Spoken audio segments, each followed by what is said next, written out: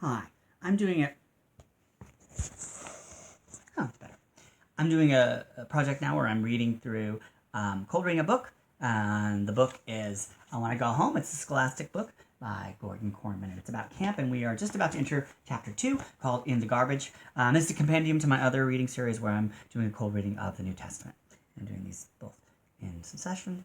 This one's a fun one for me, and I'm going to try to get through, oh God, 12 to page 15. Let's just plow in. Okay. Chapter 2. In the Garbage. At the first sound of the bugle playing reveille, Rudy Miller jumped up and smashed his head on the upper bunk. Mike Webster, also shocked awake, came tumbling down and hit the floor with a resounding thud. The other boys, completely unperturbed, began to rouse themselves slowly. "What?" moaned Rudy. The door flew open and Chip bounded into the room, already dressed. "All right, you guys, rise and shine. It's a beautiful day here in Algonkian." "Algonkian, my foot," mumbled Rudy. "This is Alcatraz." He reached into his duffel, produced a piece of chalk, and drew a small line on the cabin wall beside his bed. 1, he counted miserably. "One what?" asked Mike, picking himself painfully up off the floor. "1 day gone," Rudy explained. "Only 27 more to go." "Hey!" exclaimed Mike. "It's only 6 o'clock." "Of course," said Chip. "Early to bed, early to rise."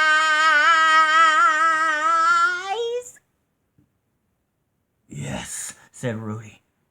"Makes a man healthy, wealthy, and dead. I'm gonna get a few more hours sleep." "Miller, you get out of that bed!" hollered Chip. "We've got breakfast and then the camp director's gonna speak to us all of us. Get moving!" "Alcatraz," Rudy repeated, rummaging in his bag for some clothes.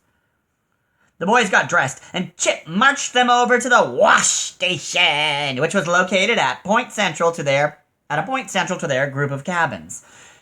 Rudy and Mike found themselves side by side at the sinks, brushing their teeth. Awkwardly, they eyed each other. "Truce?" Mike suggested shyly. Rudy shrugged. "I'm sorry about the music," ventured Mike. "I've heard worse," admitted Rudy generously. Mike was surprised. As far as he knew, this was the first civil word Rudy had spoken to anyone. Mike returned to the business of brushing his teeth, but kept a curious eye on his peculiar bunkmate. "Breakfast!" bellowed Chip. From the wash station, he led cabin 13 to the mess hall. As they stood in line with their trays, Mike and Rudy, still side by side, continued to eye each other curiously. I don't suppose they can really ruin breakfast," suggested Mike, hopefully. "I have faith," said Rudy quietly. The two boys chose their breakfast and sat down at table 13. "Well, Miller," Chip greeted him, "you better eat a hearty breakfast because today we're going to have relay races." "Oh." "Are you?" said Rudy mildly.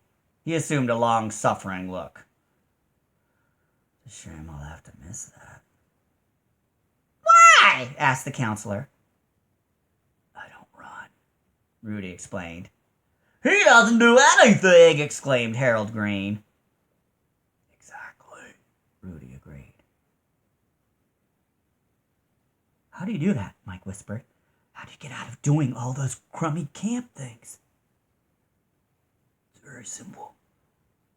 You just don't go." Mike looked at him with something like admiration in his eyes.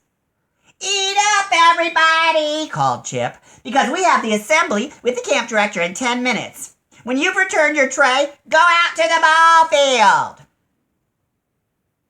"Miller won't be coming," announced Harold Green sarcastically. "All he does is listen to music." Rudy stood up, picked up his tray, and started toward the tray return conveyor belt. As he passed the end of the table, he carefully tilted the tray, sending the remains of his breakfast, cornflakes and milk, scrambled eggs and orange juice, sliding off into Harold's lap. Oops, he said mildly. A high-pitched giggle escaped Mike Webster. Miller! stormed Chip. You did that on purpose! He did that on purpose, Harold, echoed Harold, outraged. Does look that way, Rudy admitted. That'll cost you 2 days' work detail, exclaimed Chip. Darn it, said Rudy. I thought I was going to get solitary confinement. Can you clean that up? Chip ranted. Green, go change. Hurry up, you guys. We can't keep the camp director waiting. And that's where we're going to stop, because that's the end. On the top there, we got through to page 15. I hope you enjoyed the reading today, and I do hope you come back and join me for further adventures of Rudy Miller and his friend Mike Webster, and, of course, Camp Counselor Chip and all the friends we're making. All right. Thanks for joining me.